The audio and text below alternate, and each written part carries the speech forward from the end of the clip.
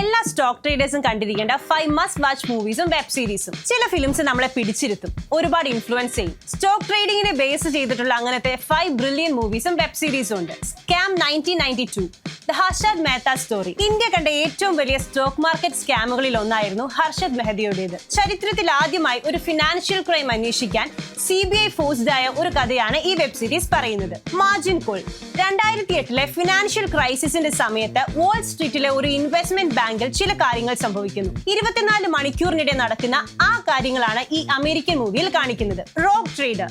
ഈ സിനിമ ഒരു ട്രൂ സ്റ്റോറിയാണ്. നിക് ലീസൺ എന്ന ഡെറിവേറ്റീവ്സ് ട്രേഡർ ലോകത്തിലെ രണ്ടാമത്തെ വലിയ മെർച്ചന്റ് ബാങ്ക് ആയിരുന്ന ബെയറിംഗ്സ് ബാങ്കിനെ തകർച്ചയിലേക്ക് നയിച്ച കഥയാണിത്. Trading places. ഒരു കോമഡി മൂവിയാണ് ട്രേഡിംഗ് പ്ലേസസ്.